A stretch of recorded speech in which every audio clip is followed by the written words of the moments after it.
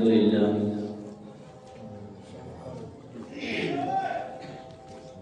الحمدللہ الذی نور قلوب العارفین بنور الایمان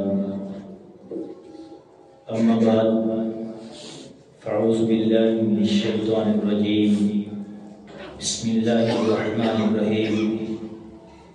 فأما من عَاتَى واتقى وصدق بالحسنى فسنيسره لليسرى وعن عائشة رضي الله تعالى عنها قالت قال النبي صلى الله عليه وسلم مري أبا بكر فليصلي بالناس وعن أصحاب رسول الله صلى الله عليه وسلم مروا أبا بكر فليصلي بالناس صدق الله مولانا العظيم وصدق رسوله النبي الكريم ونحن على ذلك لمن الشاهدين والشاكرين والحمد لله رب العالمين۔ چاند کی گفتگو چاند نہیں چاندنی کرتی ہے، چاند کی گفتگو چاند نہیں چاندنی کرتی ہے، آسمان کی گفتگو آسمان نہیں اس کی اونچائی کرتی ہے، زمین کی گفتگو زمین نہیں اس کی گہرائی کرتی ہے، پہاڑوں کی گفتگو پہاڑ نہیں اس کی مضبوطی کرتی ہے، پھولوں کی گفتگو پھول نہیں ان کی مہک کرتی ہے، چڑیوں کی گفتگو چڑیاں نہیں ان کی چہک کرتی ہے، سیدنا صدیق اکبر رضی اللہ تعالی عنہ کی گفتگو وہ خود نہیں رب کائنات کرتے ہیں، رب کائنات کرتے ہیں، محبوب کائنات کرتے ہیں، ان کی صداقت کرتی ہے، ان کی خلافت کرتی ہے، ان کی امامت کرتی ہے۔ موضوعات سیدنا صدیق اکبر رضی اللہ تعالیٰ عنہ کی ہستی کے بارے میں بے شمار، ان کی ولادت سے لے کر ان کی وفات تک، آپ کی صداقت، آپ کی امامت، آپ کی خلافت، ان میں سے صرف ایک بات پر روشنی ڈالوں گا۔ علماء کرام اور یہ کونپلیں، چھوٹے چھوٹے بچے، یہ پودے بھی اپنی توجہ بھرپور رکھیں گے، کیونکہ ہر آنے والے میرے عزیز فاضل علماء کرام ان کی یہ کوشش ہوگی کہ ہم کوئی نہ کوئی بات اپنے سامعین کو سمجھا سکیں، ہمارے دل و دماغ میں یہ بات بیٹھ سکے۔ واقعہ کرتاس کے حوالے سے، آپ کی خلافت کے حوالے سے یہ حدیث کرتاس بھی مشہور ہے، اور اس حدیث کا تعلق ہی آپ کی خلافت کے ساتھ ہے۔ جب میرے محبوب پیغمبر مرض الوفات میں ہیں تو آپ نے قلم اور دوات منگوائی، سیدنا فاروق اعظم رضی اللہ تعالی عنہ نے منع فرما دیا۔ منع فرمانے کے بعد اسلام کی ان دو عظیم شخصیات پر جو طعن و تشریح کی گئی وہ قابل برداشت نہیں ہے۔ اب جس نہج سے، جس طریقے سے،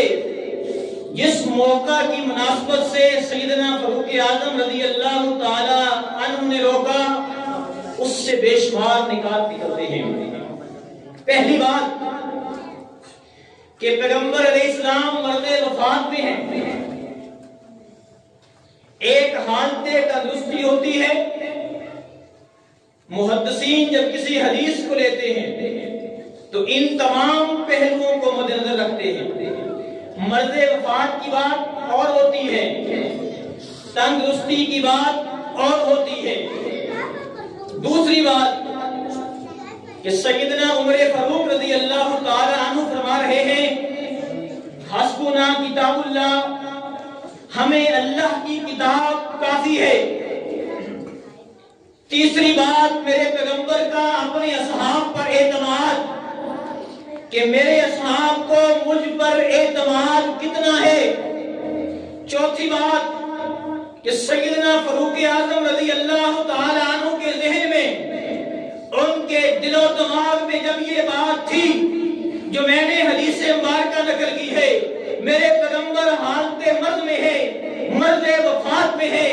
اپنی لخت جگر سیدہ عائشہ سے فرمایا مری ابا بکر فیصلی بالناس، اے میری بیٹی ابو بکر کو حکم کرو کہ وہ صحابہ کو نماز پڑھائیں، وَأَنَا صحابی رسول اللہ مرو ابا بکر فیصلی بالناس، اصحابہ کرام کو حکم فرما دیا گیا کہ ابو بکر کو کہہ دیجئے کہ وہ مصلی رسول پہ کھڑے ہو جائیں، ان کو نماز پڑھائیں۔ سیدنا فاروق اعظم کے دل و دماغ میں یہ بات تھی کہ یہ دینی مسئلہ ہے، یہ پیغمبر کے دین کی جگہ ہے، یہ مصلی رسول ہے، یہ امامت کی جگہ ہے۔ وہ اس مصلی رسول پر دینی امور میں،